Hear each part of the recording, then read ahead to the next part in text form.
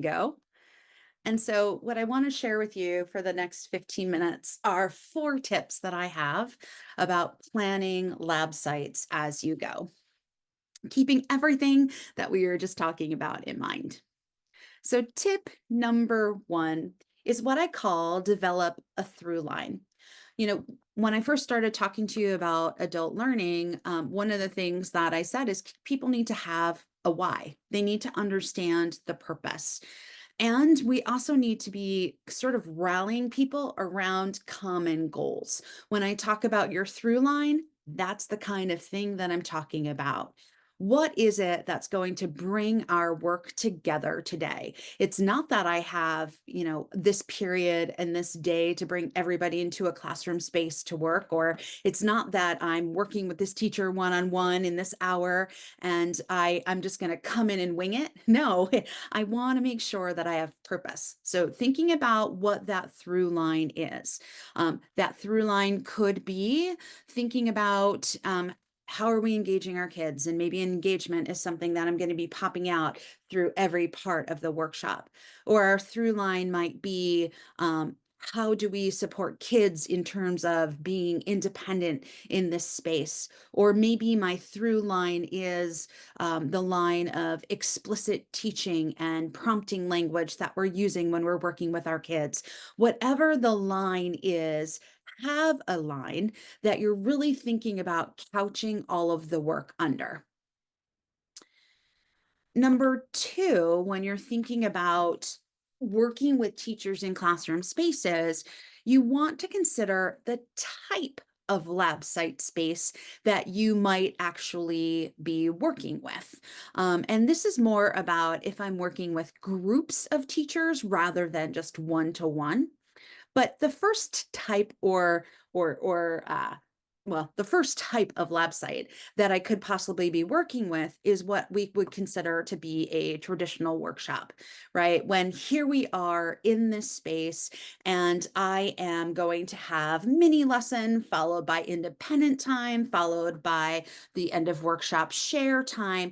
We are in a traditional space. We've got everybody in this classroom all in one space, and we're thinking about how that workshop is going to go from beginning to middle to end. This is often good when we can't get too much release time. This is good when we need kids there and we're working really hard on helping support the implementation of things as we go. As you start to get a little bit more focused in some of the things that you're going to be working on with teachers, another type of lab experience is what we consider or call build a lab. Sometimes it's hard for teachers to actually walk into another teacher's space because they don't feel comfortable. It's like, well, these aren't my kids. My kids wouldn't do that. And so in a build a lab scenario, what you end up doing is you provide a space. Maybe it's a classroom space or maybe it's a library space, but basically all of the teachers are bringing their kids to this space that you are now creating in. It's a great way to get buy-in going. It's also a great way for you to have many people in one place so you can be providing feedback all at the same time. It's also a really great place for us to just maximize, teachers having buy-in with their kids as they go. When space is an issue, when you're not quite sure exactly how you're going to make things work, there's always doing a little work around hallway jigsawing. And I think, we know today in today's day and age, we were talking about one of those challenges being coverage, being able to make sure we've got people taken care of. I can't tell you, especially through the pandemic, as we were coming out of the pandemic, how many lab sites I have run up and down a hallway where perhaps each teacher has a small group of kids or a kid right outside their door or right in their doorway. And I'm literally just going back and forth from classroom to classroom. This can be really helpful when you're all working towards something and you want teachers to have that experience working with their own kids, but they don't have the release time in mind.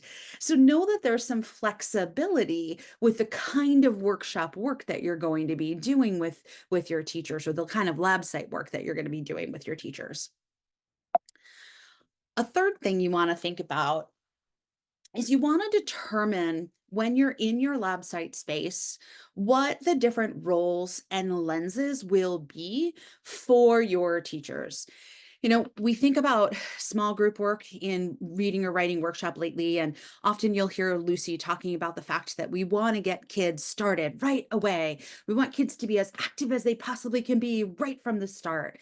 Well, when we're working in a lab site space, we also want to make sure our teachers are active right away and that they're working from a place of engagement from the start.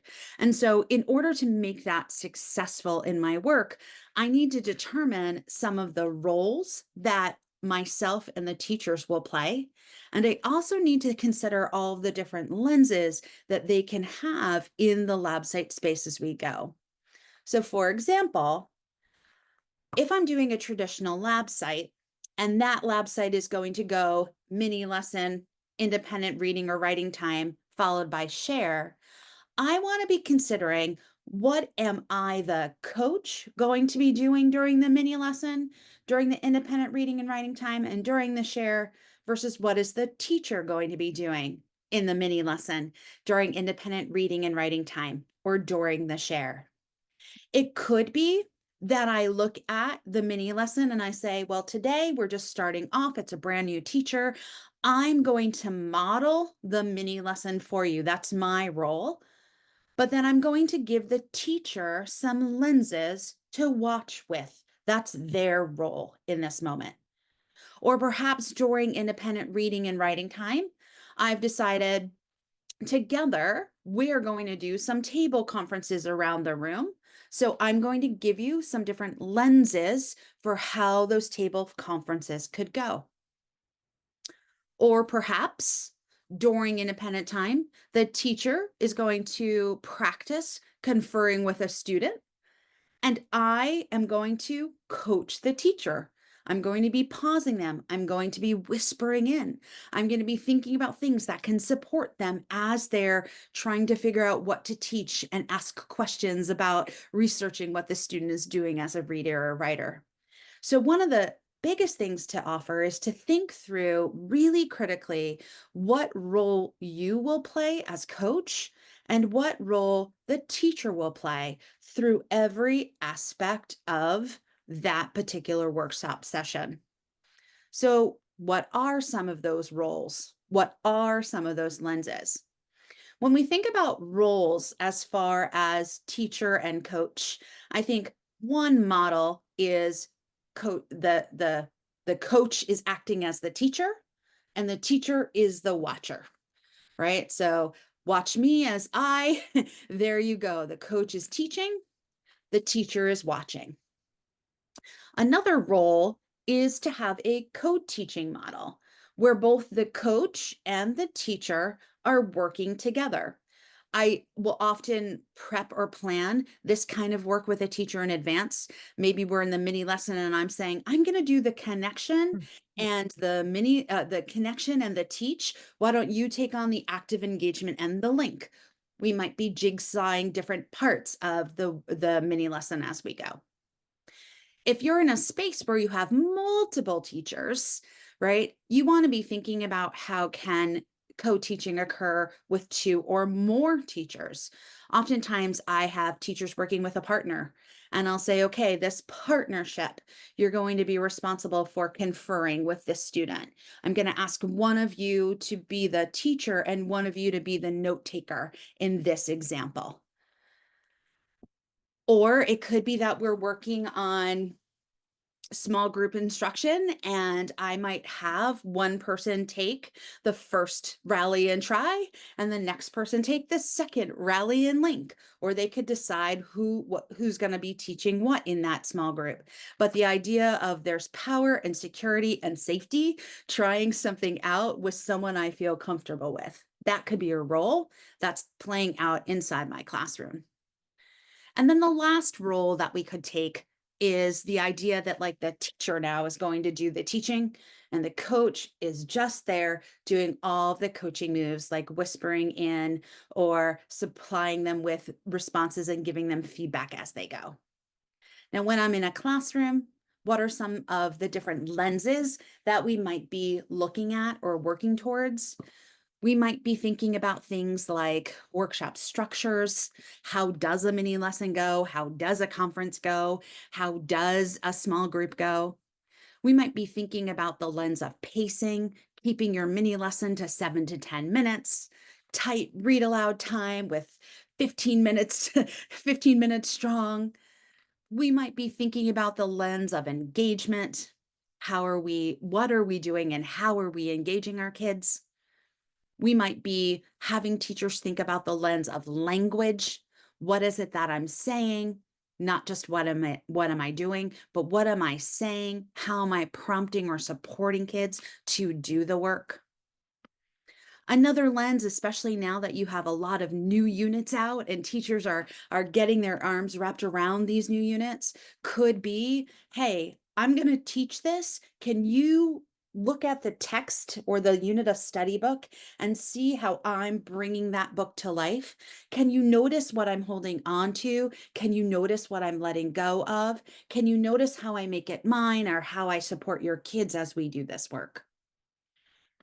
You could have a lens around student talk, getting kids to engage with one another, talk with one another. You could even have a lens of what are the tools that kids are using or what are the tools that I am using in order to do the big work that's happening here.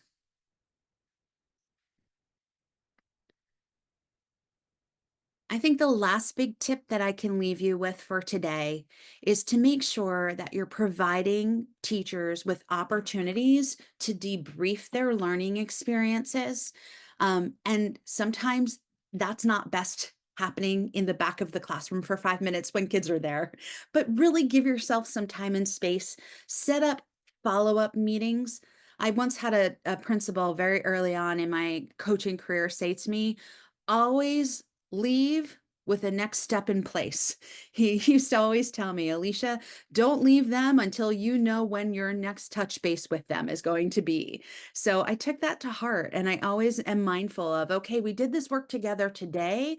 We're either going to touch base right after it or we're going to touch base tomorrow at 9:10, whatever it is, but make sure that you're providing those opportunities to debrief and be thinking about specific strategies and next steps.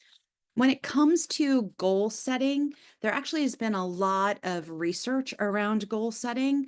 One piece of goal of information, especially that came out, is this idea, and I'm trying to find the specific reference, but the idea that if you write down the goal that you are working towards, you are 33 to 45% more likely to do that thing and be successful with trying it if you write it down. If you make that commitment and you say, yep, I'm gonna do this.